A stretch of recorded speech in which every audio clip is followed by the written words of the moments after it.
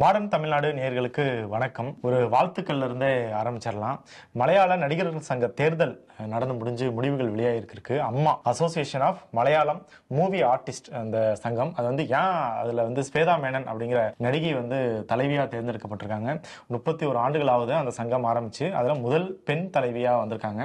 But அதையா நம்ம குறிப்பிட்டு சொல்றோம், அவங்களுக்கு ஏன் வாழ்த்துக்கள் சொல்றோம்னாக்க நிறைய பிரச்சனைகள் மலையாள சினிமா இண்டஸ்ட்ரியில இருந்துச்சு. மீட்டு விவகாரம் உலகம் முழுக்க வந்துச்சு. அது மலையாள இண்டஸ்ட்ரியில ரொம்ப அதிகமாவே இருந்து இந்த அம்மா அசோசியேஷனே மொத்தமா கலைக்கிற அளவுக்கு போச்சு. அதுக்கு பிறகு ஒரு பெண் வந்து தேர்ந்தெடுக்கப்பட்டார். நிறைய புகார்கள் வந்து ஹேமா கமிட்டின்னு ஒன்று அரசே வந்து அமைச்சு அந்த கமிட்டியோட அறிக்கை கடந்த ஆண்டு 2024 வெளியானி அதன் எதிரொலியாக தான் வந்து மோகன்லால் தலைவராக இருந்தார்.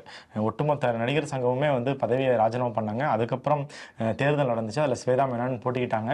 இவங்களுக்குமே ஏகப்பட்ட எதிர்ப்புகள் அங்கே இருந்துச்சு. இவங்க வந்து தேர்தலில் நிற்க முடியாது, தகுதி இல்லாதவங்க, வாக்களிக்க அவங்களுக்கு தகுதி இல்லை அப்படின்னு ஒவ்வொன்றா சொல்லி ஒரு கட்டத்தில் சில வாரங்களுக்கு முன்னாடி வந்து அவங்க மேல வந்து ஆபாச படங்கள் நடிக்கிறாங்க பணம் வாங்கிட்டு அப்படின்னு யாரு போய் புகார் கொடுத்ததுன்னா பாஜக சங்கிகள் வந்து புகார் கொடுத்து அது ஒரு செய்தியாகி பல போராட்டங்களுக்கு பிறகு எதிர்த்து வந்து ஒரு நடிகர் தான் தேவன்கிற ஒரு நடிகர் நின்னாரு. கிட்டத்தட்ட 20 வாக்குகள் வித்தியாசத்துல ஜெயிச்சிருக்காங்க. ஸோ இது வந்து ஒரு முன்னுதாரணமா இருக்கணும். எங்க பார்த்தாலும் இந்த தலைவர் பொறுப்பா இருக்கட்டும் எல்லா இடங்களையுமே வந்து ஆண்கள் ஆக்கிரமிப்புல தான் இருக்கும். ஸோ முதல் முறையா ஒரு மாநில நடிகர் சங்கத்துக்கு இது ஒரு ஆரம்பமா இருந்து இன்னும் பல பெண்கள் ஆண்களுக்கு நிகராக ஆண்களோட மேல வரணும். ஸோ ஸ்வேதா மேனனுக்கு வாழ்த்துக்கள்.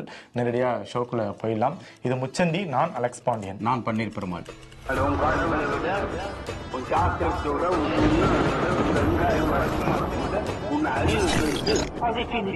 ஒரு வாழ்த்து, அதுக்கப்புறம் 2 இரங்கல்கள். குறிப்பா நாகாலாந்து ஆளுநராகவும் பாஜகவுடைய ஒரு முன்னணி தலைவராகவும் இருந்த இல கணேசன் அவர்கள் இறந்திருக்காங்க.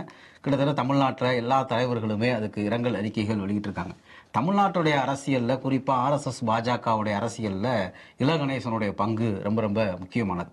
ஏன் அப்படின்னா மீனாட்சிபுரம் மதமாற்றம் நடந்த பிறகு இங்க இருக்கக்கூடிய அந்த தென் மாவட்டங்கள்ல இந்துத்துவாவை வளர்ப்பதற்கு குறிப்பா இந்த மாதிரி மதமாற்றங்களை எல்லாம் மையமா வச்சு அரசியல் செய்யணும் அப்படிங்கறத RSS பாஜக முடிவெடுத்த உடனே 2 பேரை தேர்ந்தெடுத்து கன்னியாகுமரி மாவட்டத்துக்கு, சிறுபான்மையினர் அதிகமா இருக்கக்கூடிய கன்னியாகுமரி மாவட்டங்களுடைய கிராமங்கள்ல அலைஞ்சு திரிஞ்சேன் அப்படின்னு சொல்லியிருக்காரு.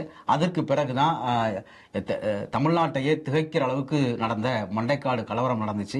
அந்த அளவுக்கு RSSக்கான ஒரு அடித்தளம் விடக்கூடிய வேலைகளை செஞ்சவர்ல இல கணேசன் ரொம்ப ரொம்ப முக்கியமானவர். அதாவது பொதுவா சொல்லுவாங்க, ஒருத்தரோட இறப்புங்கும் போது எதுக்கு இதெல்லாம் பழசெல்லாம் பேசிக்கிட்டு அப்படின்ட்டு. பட் அதெல்லாம் நம்ம பொருட்படுத்த இப்ப முதலமைச்சர் வந்து 2 முறை போய் இறுதி செஞ்சிருக்காரு. அது வந்து அவங்களோட அரசியல் பண்பாடு. எல்லா பதிவுகளையும் பார்த்தா வைரமுத்தெல்லாம் கவிதை எழுதியிருக்காரு. நல்லவர் வல்லவர் கவிதை எழுதியிருக்காங்க. அந்த பதிவுகள் எல்லாம் பார்த்தோம்னாக்கா இல கணேசன் வந்து ஒரு புனிதமானவர், இப்படி ஒரு தலைவராக இழந்துருச்சு அப்படின்ட்டுலாம் தோணும் நமக்கு. பட் அதே நேரத்தில் அவங்க என்ன செஞ்சிருக்காங்க, கிட்டத்தட்ட 80 ஆண்டுகள் இருந்திருக்காரு. அதுல பெரும் அரசியல் பயணத்தை மேற்கொண்டிருக்காரு. அதுல என்ன செஞ்சிருக்காங்கிறத அடுத்த தலைமுறை தெரிஞ்சுக்கிறதும் அவசியம். அதுலதான் மண்டைக்காடு கலவரம் பத்தி சொன்னீங்க. அவர் வந்து பிஜேபிங்கிற கட்சி வந்து சின்ன வரலாறு கொண்டது. கிட்டத்தட்ட 80க்கு அப்புறம் தான் ஆரம்பிச்சாங்க அதை. ஆனா RSSங்கிறது 100 ஆண்டு வரலாறு கொண்டது. அவர் வந்து பியூரா ஒரு RSS காரர். அவரு தமிழ்நாட்டில இருந்து வந்த பழைய RSS காரர்ல முக்கியமானவர். அவருக்கு கூட பிறந்தவங்க கிட்டத்தட்ட 9 பேரு. பெரும்பான்மையானவங்க RSS கட்சியில இருந்தவங்க. எப்ப அந்த பயணம் தொடங்குச்சுன்னா நம்ம நேத்து பேசணும், அதோட தொடர்ச்சியாவே இல கணேசனும் வராரு.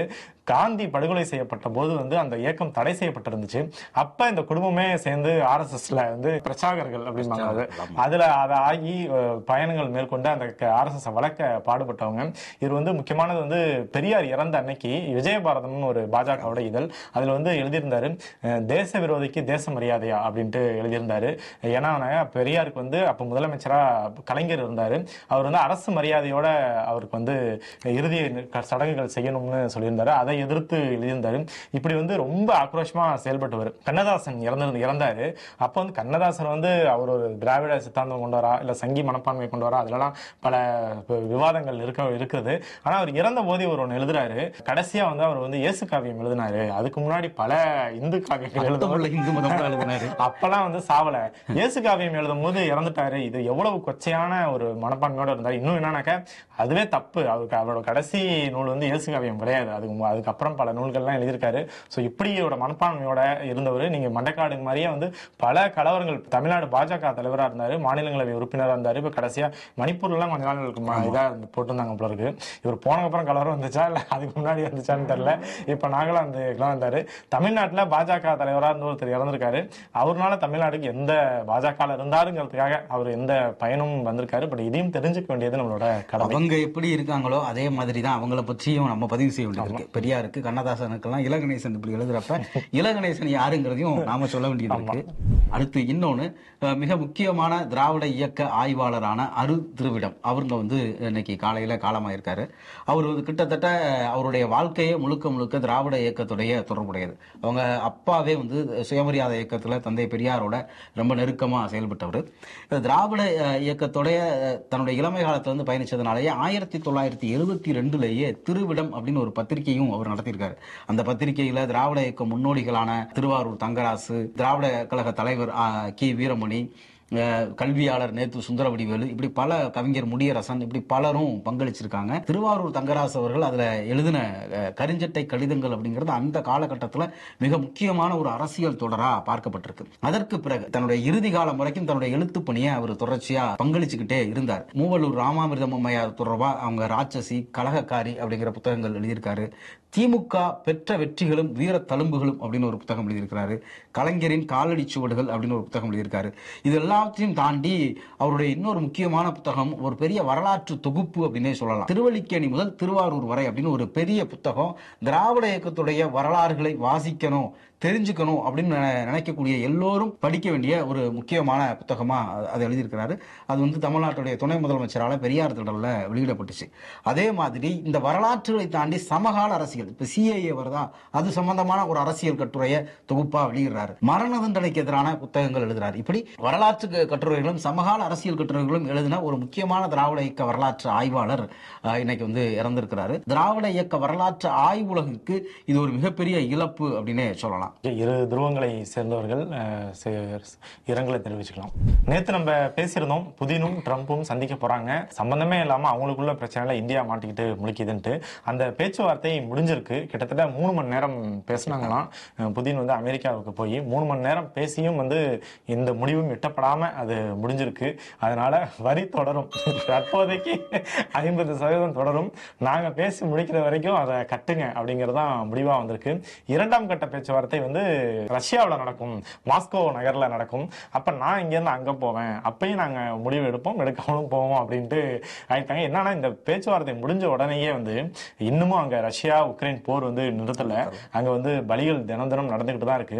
ட்ரம்ப்பும் புதினும் சேர்ந்து நாங்க வந்து உலக அமைதிக்கான ஒரு பேச்சுவார்த்தையை நடத்தியிருக்கோம், இது வந்து எவ்வளவு பெரிய விஷயம் தெரியுமா, என்னடா நீங்க வந்து யூடியூப்ல பேசிட்டு உட்காந்துருக்கீங்க அப்படிங்கிற மாதிரி பேட்டிகள் கொடுக்கறது, கை கொடுக்கறது அப்படிங்கிற ஒரு ஸ்டாண்டுக்கு போயிருக்காங்க. இதுல என்ன அப்படின்னா, நரேந்திர மோடிக்கு அதானியை பாதுகாக்கணும் அமெரிக்கா கிட்ட இருந்து, எப்படியாவது புதின் ட்ரம்ப் கிட்ட பேசி நம்மளை காப்பாத்திர மாட்டாரா அப்படிங்கிறது நரேந்திர மோடியுடைய ஆசையா இருக்கு.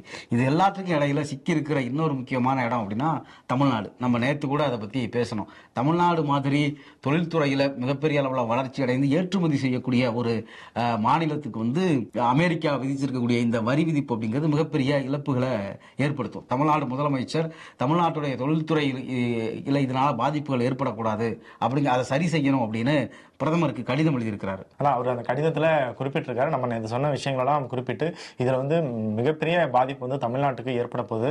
பல நம்ம சொன்ன மாதிரியே ஜவுளித்துறை, காலனி ஏற்றுமதி, மென்பொருள் ஏற்றுமதி, இதுலலாம் வந்து பாதிப்பு ஏற்படும். பல பேர் வேலை இழக்கும் சூழல்லாம் உருவாகும். அதனால இந்த பிரச்சனையில தலையிட்டு ஏதாச்சும் ஒரு முடிவை எட்டுங்க அப்படின்னு இருக்காரு.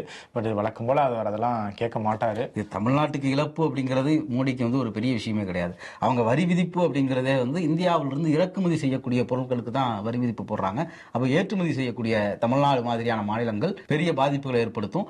இதனால ஏன் அப்படின்னா, வரி விதிப்பு அதிகமாகிறப்ப நிறுவனங்கள் வந்து தங்களுடைய உற்பத்திக்கு வரி எங்க கம்மியா இருக்கோ அந்த நாடுகளை நோக்கி நகர்ந்தாங்க அப்படின்னா அது வந்து பெரிய அளவுல இங்க இருக்கக்கூடிய நிறுவனங்கள்ல வேலை வாய்ப்புகளை பறிக்கும் அப்படிங்கிறது நமக்கு தெரிய வருது.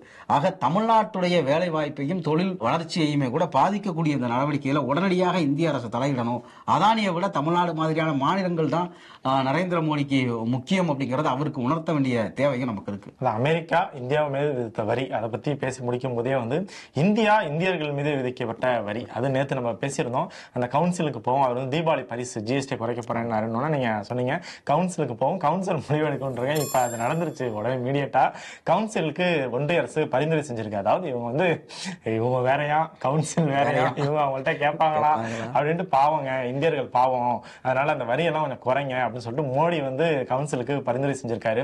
இந்த ஜிஎஸ்டிங்கிறது கொண்டு வரப்பட்டது ஏகப்பட்ட வரிமுறை இருக்கு, அதனால எங்களுக்கும் குழப்பமா இருக்கு, மக்களுக்கும் குழப்பமா இருக்கு, அதனால ஒரே நாடு ஒரே வரி ஜிஎஸ்டின்னு கொண்டு வந்துடலாம் அப்படின்னு தான் நடு 12 மணிக்கு கொண்டு வந்தாங்க.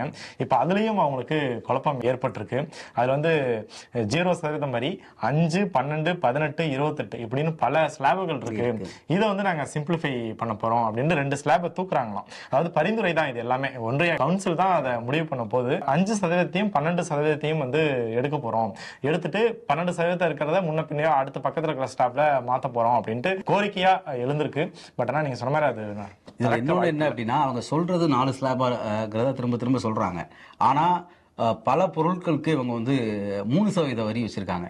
சில பொருட்களுக்கு, அதாவது சொகுசு பொருட்களா அறிவிக்கக்கூடிய பல பொருட்களுக்கு கூடுதல் வரி. இப்ப ஜிஎஸ்டி அறிவிக்கிறப்பவே என்ன சொன்னாங்கன்னா, மாநிலங்களுக்கு பிரிச்சு கொடுக்குறாங்க பாத்தீங்களா இழப்பீடு, அந்த இழப்பீடுகளுக்காக ஒரு செஸ் வந்து போட்டாங்க. அப்ப அந்த செஸ் வந்து இன்னைக்கு வரைக்கும் வசூலிக்கப்படுது. அதெல்லாம் நாங்க 40% வரைக்கும் கொண்டு போக போறோம் அப்படின்னு சொல்றாங்க. இதுல என்ன ஒரு பெரிய காமெடி அப்படின்னா, இந்த மாநிலங்களுக்கு பிரிச்சு கொடுக்கறதுக்காகவே வசூலிக்கக்கூடிய அந்த செஸ் வந்து எல்லா மாநிலங்களுக்கும் பிரிச்சு கொடுக்கறது இல்ல. முதல் 5 வருஷம் எல்லா மாநிலங்களுக்கும் பிரிச்சு கொடுத்தாங்க. ஜிஎஸ்டி உடைய நிலுவைத் தொகையில தமிழ்நாட்டுக்கு வர வேண்டியது இருக்கு அப்படின்லாம் நம்ம இந்த 2020-21 பேசிக்கிட்டு இருந்தோம். இப்ப என்ன பண்றாங்கன்னா, அவங்களுக்கு தேவையான மாநிலங்கள், அதிக அளவுல இழப்புகளை சந்திக்கிற மாநிலங்கள்ங்கிற பேர்ல பாஜக ஆளக்கூடிய மாநிலங்களுக்கு மட்டும்தான் பிரிச்சு கொடுக்குறாங்க. இப்ப தமிழ்நாட்டில் விற்கக்கூடிய பல பொருட்களுக்கு ஜிஎஸ்டி இழப்பீட்டுக்கான செஸ் வசூலிக்கப்படுது. ஆனா அந்த செஸ் பணம் இருக்கு பாத்தீங்களா, அது தமிழ்நாட்டுக்கு கொடுக்கப்படுறதில்ல. இதை எல்லாத்தையும் மறைச்சிட்டு தான் அவங்க நாங்க இதுல சில சேஞ்சஸ் கொண்டு வர்றோம் அப்படிங்கிற அந்த சீர்திருத்த கமிட்டிக்கு கொடுத்திருக்கிறது. இப்ப நமக்கு இருக்கக்கூடிய இன்னொரு முக்கியமான சந்தேகம் என்ன அப்படின்னா, நீங்க இந்த கூடுதலா கொடுக்கக்கூடிய இந்த செஸ்ஸை வந்து எல்லா மாநிலங்களுக்கும் பிரிச்சு கொடுக்க போறீங்களா, இல்ல இனிமேலும் அது இப்படித்தான் நடைமுறையில் எடுக்க போதா? அடுத்து 2 நாளைக்கு முன்னாடி இன்னொரு ரிப்போர்ட் வருது. அதுல என்ன சொல்றாங்க அப்படின்னா, இந்த கூடுதல் வரிகள் வசூலிக்கிறாங்கல்ல கல்விக்காக, விவசாயத்துக்காக அப்படின்னு, அதுக்காகவே வசூலிக்கப்பட்ட அந்த பணங்களை வந்து அந்தந்த துறைகளுக்கு விடுவிக்கவே படல. கிட்டத்தட்ட 1 லட்சம் கோடி ரூபாய்க்கு மேல இந்த கூடுதல் வரிகளாக எதற்காக வசூலிக்கப்பட்டுச்சோ அதுல கொடுக்கல அப்படிங்கறது ஒரு குற்றச்சாட்டா வந்திருக்கு. அப்ப இந்த ஜிஎஸ்டி அப்படிங்கிறது இவங்க இப்ப இன்னைக்கு நேத்து கூட எல்லா அறிக்கையில என்ன சொல்றாங்க, இழப்பீடுகள் வாங்கி கொண்டிருக்கிறோம் அப்படிங்கிறாங்க. எந்த மாநிலத்துக்கு வழங்குனீங்க, எந்த மாநிலத்துக்கு வழங்கல அப்படிங்கறதையும் சேர்த்து சொல்லணும்ல. ஜிஎஸ்டியை பொறுத்த வரைக்கும் அது இந்த மாதிரி கவுன்சில் மீட்டிங் எல்லாமே கரெக்டா சொல்லுவாங்களே தவிர முழுமையான விவரங்களை வெளிப்படையா மக்கள்கிட்ட சொல்றது இல்ல. அதை எப்ப சொல்ல போறாங்க அப்படிங்கிற கேள்வியும் நமக்கு எழுது. அதோட சேர்த்து நீங்க அந்த செஸ் கொடுக்கல அப்படிங்கறது சப்காட்ரின்னு வச்சாலும் பிரதான ஜிஎஸ்டி வரி பங்கீடே வந்து நமக்கு பிரச்சனையா இருக்கு. அதுவே திருப்பியும் கொடுக்கறது இல்ல, மாத்தி மாத்தியே கொடுக்கறது. தமிழ்நாடு வந்து வரி செலுத்துறதுல தமிழ்நாடு, கர்நாடகா போன்ற தென் மாநிலங்கள் முதலிடத்துல இருக்கு. யூபி, பீகார்லாம் பின்னணியில் இருக்கனாலும் நம்ம வரியை வாங்கி அவங்களுக்கு அதிகமா பகிர்ந்தளிக்க கொடுக்கக்கூடிய விஷயங்களும் தொடர்ந்து நடந்துகிட்டு இருக்கு. ஸோ ஜிஎஸ்டி ஆரம்பத்துல இருந்து எண்டு வரைக்கும் எல்லாமே அங்க பிரச்சனை தான். என்ன தீபாவளி பரிசுன்னு காத்திருந்து பார்ப்போம். வழக்கமா வியாழக்கிழமை தான் வந்து நம்ம ராமதாஸ் ஐயா, அன்புமணி ராமதாஸ் ஐயா அவங்க செய்திகளை பேசுவோம். இன்னைக்கு சனிக்கிழமை ஆயிடுச்சு, ஆனாலும் நேத்துல இருந்து தொடருது. நேத்து நைட்டு வந்து ஒரு சம்பவம், அதாவது ராமதாஸோட மனைவிக்கு பிறந்த நாள். அதற்காக அன்புமணி வந்து வீட்டுக்கு போயிருக்காரு. யார் வீட்டுக்கு? அவங்க வீட்டுக்கே போயிருக்காரு. போய் கேக்லாம் வெட்டி கொண்டாடுறாங்க. அந்த போட்டோலயே வந்து இவரு இங்கிட்டு நிக்கிறாரு, அவரு அங்கிட்டு நிக்கிறாரு. அதாவது சொந்த வீட்டுக்கு ஒரு பையன் போறத வந்து பிரேக்கிங் நியூஸ் போட்டு காடுகள்லாம் போட்டு நேத்து நடந்துச்சு. நேத்து ஒரு நாள் நைட்டு மட்டும் பாமகவினர் சந்தோஷமா இருந்தாங்க. ஏன்னா பிரச்சனை எல்லாம் முடிஞ்சிருச்சு, 2 பேரும் சேர்ந்துட்டாங்க. காலையில வந்த உடனே பிஜேபி கூட்டணிக்கு போவாங்க, கமலாலயம் போய் சேர்ந்துருவாங்க, நம்ம ஆட்சி அமைக்க போறோம் அப்படின்னு. கஸ்தூரிக்கு அடுத்து ஐயா கமலாலயத்துக்கு போறாருன்னு நினைச்சாங்க. ஆனா காலையில அவர் அதுல ஒரு பெரிய வெடிகுண்டு தூக்கி போட்டாரு. அவர் என்னை சந்தித்து என்னிடம் வாழ்த்து பெறவில்லை, அது ஒரு பொய் அப்படின்னு காலையிலே மருத்துவர் ராமதாஸ் வந்து தன்னுடைய பையனுக்கு எதிராக சொல்லியிருக்காரு. குறிப்பா வந்து ராமதாஸ் வந்து அவங்க அம்மாவை ஒரு டப்பாவை தூக்கி அடிச்சாரு அப்படின்னு சொன்னது, பாட்டில தூக்கி அடிச்சாரு அப்படின்னு சொன்னது அப்படிங்கிறது வந்து அன்புமணி ராமதாஸுக்கு மிகப்பெரிய அளவில் பல டேமேஜ்களை ஏற்படுத்துது. அதனால தான் அவர் அவங்க அம்மாவை மட்டும் எப்படியாவது சமாதானப்படுத்திடலாம்னு அவங்க வீட்டுக்கு சில வாரங்களுக்கு முன்னாடி அவங்கள கூட்டிகிட்டு போனார். இப்போ நேரடியாக வந்து பிறந்த நாளுக்கு கேக் வெட்டியிருக்கிறாரு. இதெல்லாம் பிரேக்கிங் நியூஸாக மாற்றி எனக்கும் எங்கள் அம்மாவுக்கும் எந்த பிரச்சனையும் இல்லை, எங்கள் அப்பா தான் பிரச்சனை பண்ணுறாரு அப்படிங்கிற ஒரு இமேஜை கிரியேட் பண்ணுறதுக்கு திரும்ப திரும்ப முயற்சி பண்ணுறாங்க. அவர் ராமதாஸ் வந்து உடைச்சிட்டு ஒன்றும் நடக்கல, சும்மா வந்தாரு கேக்கு சின்ன போயிட்டாருன்னு சொல்லிட்டு அவர் வணக்கம்னாரு, நானும் வணக்கம்னேன், வேற எதுவும் நடக்கல அப்படின்ட்டாரு.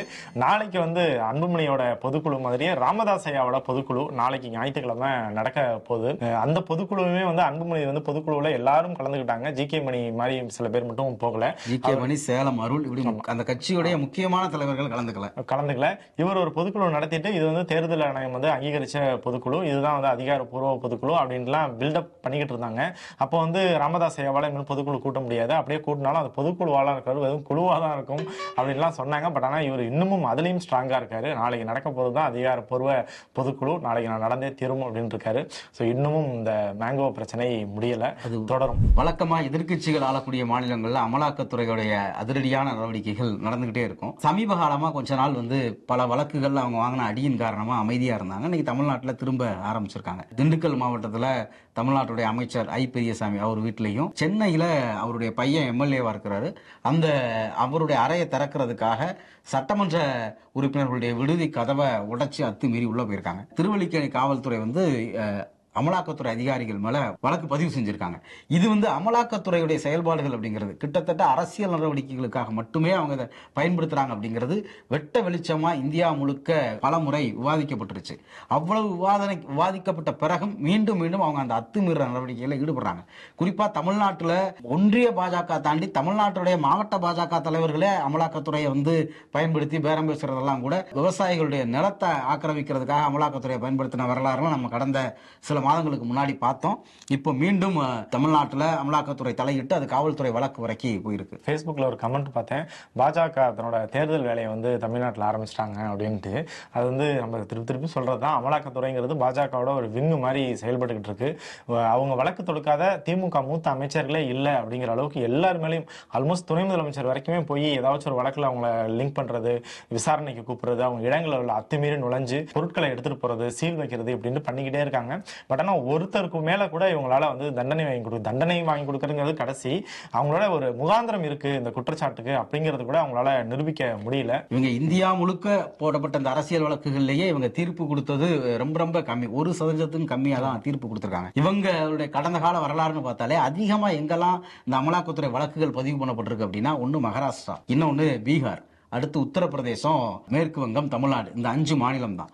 மகாராஷ்டிராவை பொறுத்த வரைக்கும் ஏக்நாத் சிண்டேவுடைய கட்சியை உடைக்கிற வரைக்கும் அந்த கட்சி எம்எல்ஏக்கள் மீது அவங்க இதே மாதிரியான நடவடிக்கைகளில் ஈடுபட்டாங்க. அவங்களுக்கு கட்சியை உடைச்சி அவங்க பிஜேபி பக்கம் போன உடனே அந்த நடவடிக்கைகள் அப்படியே நிறுத்தப்பட்டுருச்சு. இதெல்லாம் உச்சநீதிமன்றத்திலும் உயர்நீதிமன்றத்திலும் கேள்வியாகவே கேட்கப்பட்டிருக்கு.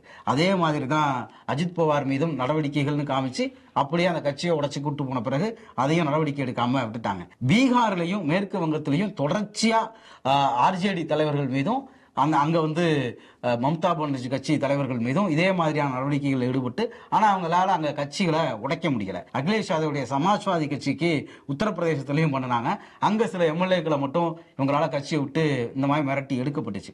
இந்த நடவடிக்கைகளுடைய தொடர்ச்சியா இதுல அவங்களுக்கு எந்த வகையிலும் அமலாக்கத்துறைக்கு பலியாகாம எதையுமே அவங்களால அரசியல் ரீதியா சாதிக்க முடியாததா இருக்கிற மாநிலமாகவும் தமிழ்நாடு இருக்குது. அங்க ஏக்நாத் சிண்டே வச்சு சிவசேனா உடைச்ச மாதிரியோ, அஜித் பவாரை வச்சு தேசியவாத காங்கிரஸ் உடைச்ச மாதிரியான நடவடிக்கைகளுக்காக தான் இவங்க இந்த வழக்குகளை போடுறாங்க. அப்படிங்கிறது ஆண்டு வாரியா எந்தெந்த மாநிலங்கள்ல வழக்குகள் பதியப்பட்டுச்சு, அது என்ன நிலைமையில முடிஞ்சதுங்கிற தரவுகளோடையே இருக்குது. அப்படிப்பட்ட நிலையில அமலாக்கத்துறையுடைய இந்த அத்துமீறல் அப்படிங்கிறது மீண்டும் பாஜகவுடைய ஏற்கனவே தேர்தல் ஆணையம் பாஜகவுடைய ஒரு விங்கா மாதிரி இருக்குங்கிறது கடந்த ஒரு வாரமா விவாதமா இருக்கு. அடுத்து நாங்களும் இருக்கோம், எங்களை விட்டுறாதீங்க, தேர்தல் ஆணையத்தை மாதிரி நாங்களுமே விசுவாசமா பாஜக இருப்போம்னு காட்டுறதுக்காக இவங்க செயல்படுறாங்கன்னு கூட எடுத்துக்கலாம். பாஜக வந்து இடியை வந்து அவங்க எதுக்காக பயன்படுத்துறாங்கன்னா, இது மாதிரி நிச்சயம் வந்து அவங்களுக்கும் தெரியும், இப்படி ஒரு இடத்துல ரைடு நடத்தி வழக்கு போட்டு அவங்க தண்டனை வாங்கி கொடுக்கறது அவங்களோட நோக்கம் கிடையாது. இப்படி ஒரே நேரத்தில் வீடு, திண்டுக்கல், திருச்சி அப்படின்னு பல இடங்கள்ல வந்து ரைடு நடத்தி ஊழல் செஞ்சுட்டாரு, ஒரு நம்பரை ஒன்று சொல்றது, அந்த மதுபான ஊழல்லையே வந்து இடி சொன்னது 1000 கோடி, ஆனால் அமித்ஷா வந்து 39,000 கோடி 29,000 கோடி அப்படின்னு சொல்லிட்டு இருந்தாரு.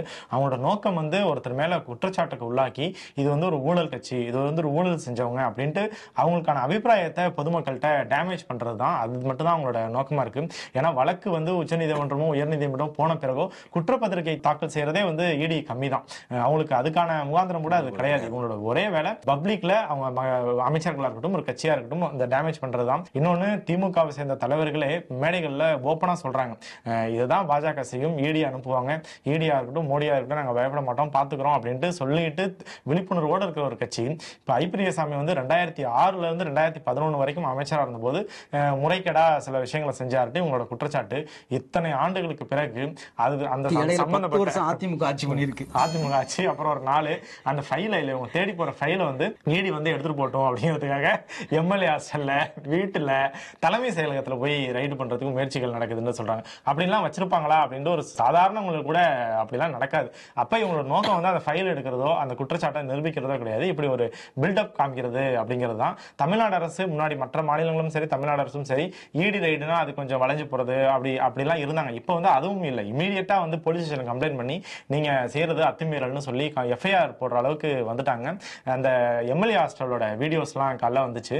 அமலாக்கத்துறைங்கிறது அதிகாரிகள் அவங்க. ஸோ அவங்க பாதுகாப்புக்கு மத்திய பாதுகாப்பு படையை கூட கூட்டிட்டு வராங்க. அந்த சாதாரண ஒரு காவல்துறை அதிகாரி வாசல் நின்றுட்டு அமலாக்கத்துறை அதிகாரி கூப்பிட்டா போங்க, நீங்க ஏன் உள்ள போறீங்கன்ட்டு மத்திய பாதுகாப்புத்துறை அதிகாரிகளும் உள்ள விடல. ஸோ மேலும் மேலும் அமலாக்கத்துறையை இந்த மாதிரி டேமேஜ் மற்றவங்களை டேமேஜ் பண்றதுக்காக அமலாக்கத்துறை பயன்படுத்துது. ஆனா அமலாக்கத்துறையை தமிழ்நாடு அரசு தமிழ்நாடு திமுக அரசு வந்து பாத்துக்கலாம் வா அப்படிங்கிற மாதிரி தான் சம்பவங்கள் நடக்குது. தமிழ்நாட்டுடைய ஆளுநர் நீண்ட காலமா கோப்புகளை நிறுத்தி வச்சது, இங்கிருந்து சட்டமன்றத்திலிருந்து நிறைவேற்றப்பட்ட தீர்மானங்களுக்கு ஒப்புதல் கொடுக்காம நிறுத்தப்பட்டதெல்லாம் சம்பந்தமா உச்சநீதிமன்றத்தில் தமிழ்நாடு அரசு போராடி ஒரு தீர்ப்பு பெற்றுச்சு. ஆளுநருக்குன்னு ஒரு காலக்கெடு இருக்குது, நீங்க இப்படிலாம் வச்சிருக்க முடியாது, நாங்க எங்களுடைய அதிகாரத்திலிருந்து சட்டப்படி வந்து இந்த தீர்மானங்களுக்கெல்லாம் ஒப்புதல் கொடுக்குறோம் அப்படின்னு அறிவிச்சாங்க. அதுக்கு பிறகு அது ஆளுநருக்கும் உச்சநீதிமன்றத்துக்கும் ஒரு மிகப்பெரிய அடியா இருந்துச்சு. எப்படி இதை எதிர்கொள்றது அப்படின்னு தெரியாம இருந்தவங்க இடையில தன்கர் துணை குடியரசுத் தலைவராக இருந்தார் பார்த்தீங்களா, அவரை வச்சு சில ஸ்டேட்மெண்ட்லாம் கொடுக்க வச்சாங்க. இறுதியா குடியரசுத் தலைவரே வந்து உச்சநீதிமன்றத்துக்கு கடிதம் எழுதினாங்க.